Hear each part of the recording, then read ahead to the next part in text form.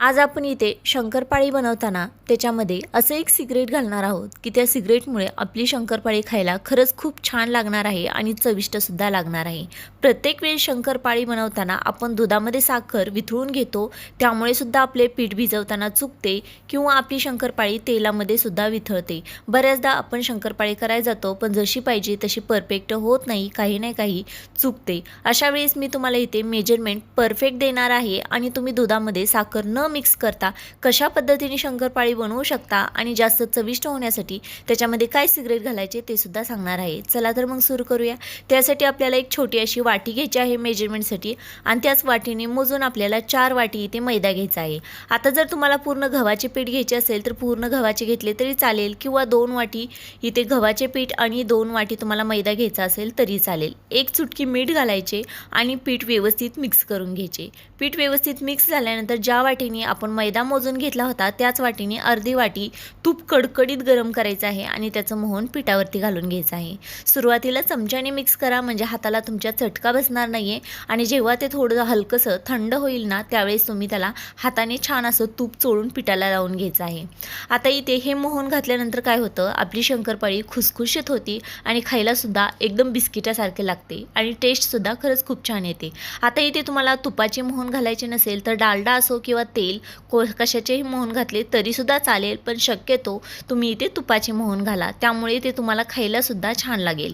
आता इथे व्यवस्थित मिक्स करून झालेलं आहे। आता कसं समजायचं की ते आपले मोहन छान पिठाला लागले की नाही, जेव्हा तुम्ही असं दाबचाल तेव्हा गोळा तयार झाला की समजून घ्यायचं की मोहन पिठामध्ये छान असं व्यवस्थित मिक्स झालेलं आहे। ज्या वाटीने आपण मैदा घेतला त्याच वाटीने इथे 2 वाटी आपल्याला पिठी साखर घालायची आहे। आता मी तुम्हाला सिक्रेट म्हणली होती म्हणजेच काही तर इथे वनिलाचा फ्लेवरचा जो कस्टर्ड पावडर असते ना ती मी इथे अर्धी वाटी घातलेली आहे। यामुळे ना फ्लेवर खूप छान येतो आणि जसं की आपण एखादे बिस्किट खात आहे असं आपल्याला छान असं फील येतं, त्याच्यामुळे मी याचा वापर केलेला आहे आणि यामुळे ना आपली शंकरपाळी खायला खरंच खूप छान लागते। व्यवस्थित मिक्स करून घ्या। आता आपल्याला काय करायचं आहे, याच्यामध्येच आपल्याला 1 वाटी एवढं दूध घालायचं आहे।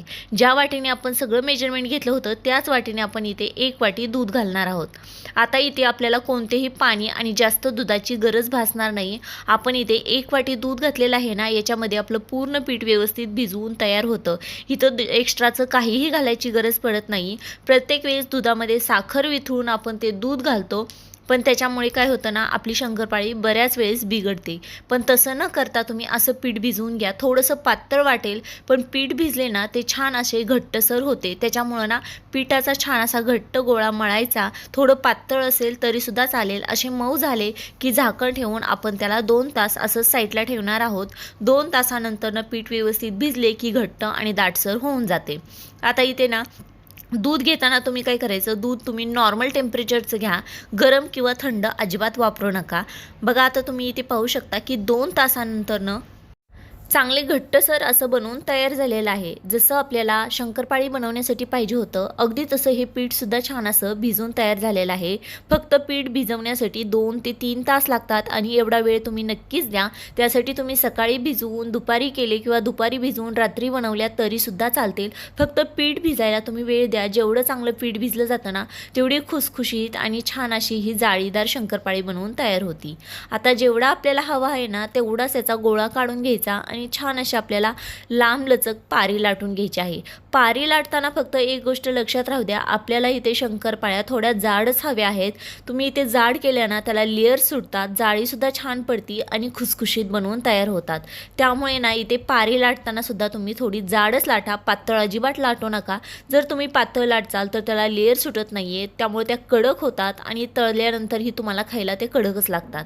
त्यामुळे कधीही एक गोष्ट लक्षात राहू द्या, पारी लाटताना थोडी वाकडी असली तरी सुद्धा चालेल, पण फक्त ती जाड असायला हवी। शंकरपाळी जाड हवी, जाड असल्यामुळे काय होतं त्याच्या लेयर सुद्धा छान अशा पडतात। अशी लांब लचक आपली पारी लाटून झालेली आहे। लाटल्यानंतर चाकूनी साईडला असे कट मारून साईडला काढून घ्या। आता जर तुम्हाला चाकूनी कट करायचे नसेल तर शंकरपाळीचा जो तुमच्याकडे कटर असतो त्याने कट केले तर किंवा पिझ्झाचा कटर असतो त्याने कट केले तरी चालेल। नसेल तर माझ्यासारखे तुम्ही असे चाकूनी शंकरपाळी कट केली तरीसुद्धा चालेल। हव्या त्या आकारामध्ये तुम्ही शंकरपाळी कट करून घ्या आणि कट करताना तुमच्या लक्षात येतच असेल की इथे शंकरपाळ्या चांगल्या जाडजूड झालेल्या आहेत, म्हणजे मी इथं जाडच ठेवलेल्या आहेत।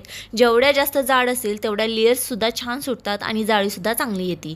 आता या शंकरपाळ्या आपल्याला एका ताटामध्ये काढून घ्यायच्या आहेत। शंकरपाळी बनवताना कधीही एक गोष्ट लक्षात ठेवायची, एकदम सगळ्या बनवून ठेवायच्या नाही आहेत। अगदी एक पारी बनवायची आणि त्या सगळ्या डिशमध्ये काढून त्या तळल्यानंतरच दुसऱ्या बनवायच्या, म्हणजे एकमेकांना त्या चिटकत नाही आहेत। आता इथे तेलसुद्धा अगदी मिडियमच गरम हवं, जास्त गरम नको, आणि तळतानासुद्धा गॅस तुमचा मिडियमच हवा। एकदम फुल कधीही करू नका, नाहीतर शंकरपाळ्या व्यवस्थित तळल्या जात नाहीत, वरून लाल होतात पण आतून कच्च्या आणि पिठासारख्या राहतात। त्यामुळे ना अगदी मिडियम तेल गरम झालं की त्याच्यामध्ये या शंकरपाळ्या आपल्याला सोडून घ्यायच्या आहेत। सगळ्या शंकरपाळ्या सोडून घ्या। सोडल्यानंतर ना अजिबात त्याला टचसुद्धा करू नका, नाहीतर ते काय होतात, झाऱ्याला चिटकतात आणि एकमेकांना सुद्धा चिटकून बसतात। त्यामुळे त्याला अगदी हलक्या हाताने अगदी 2 मिनिटांनी हलवून घ्यायच्या। त्या छान अशा तेलामध्ये तरंगायला चालू होतात, तुम्ही पाहू शकता जशा हव्या तशा, आणि अजिबात इथे एकमेकांना सुद्धा चिटकलेले नाही आहेत। आणि बऱ्याच शंकरपाळ्यांनी लेअरसुद्धा सोडायला चालू केलेले आहेत जशा हव्या तशा। आता अगदी आपल्याला एकसारखं हलवत, जसं की सगळ्या तेलावर तरंगायला चालू होतेत ना, तसे तुम्ही हलक्या हाताने त्याला हलवत राहा एकसारखे, म्हणजे ते जास्त अशा डार्क होणार नाही आहेत आणि हव्या तशा तळून निघतील। आता इथे ना अगदी मीडियम गॅसवरतीच आपल्याला तळून घ्यायचे आहेत, आणि जसजसं तुम्ही तळत जाचाल ना तसतसे त्याला छान अशा लेअरसुद्धा सुटतील आणि आतूनसुद्धा छान अशी जाळी पडेल। आता इथे छान याचा कलरसुद्धा बदलत आलेला आहे। आणखी थोडासा आपल्याला डार्क करायचा आहे, जास्तसुद्धा डार्क करू नका, नाहीतर ते करपट लागतील, आणि जास्त कच्च्याही काढू नका, नाहीतर ते आतून अशा पिठासारख्या राहतील। अगदी जशा आपल्याला हव्या तशा छान अशा तळून घ्यायच्या आहेत। बऱ्यापैकी छान अशा इथे तळूनसुद्धा आपल्या झालेल्या आहेत।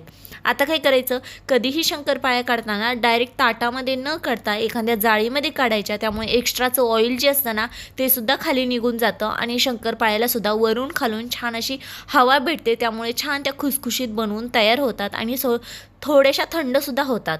आता इथे मी सगळ्या जाळीवरती काढून घेतलेल्या आहेत। अगदी त्याच प्रोसेसनी मी इथे दुसरासुद्धा घाणा सोडून घेत आहे। तेलसुद्धा अगदी मिडियमच आहे, दुसरा घाणासुद्धा आपल्याला असाच सोडून घ्यायचा आहे आणि न हलवता त्याला तेलावरती तरंगून द्यायचं आहे। त्यामुळे ना काय होतं की आपल्या शंकरपाळ्या एकमेकांना चिटकत नाही आहेत, झाऱ्यालासुद्धा चिटकत नाही आहेत। त्यामुळे ही प्रोसेस तुम्ही नक्की लक्षात घ्या।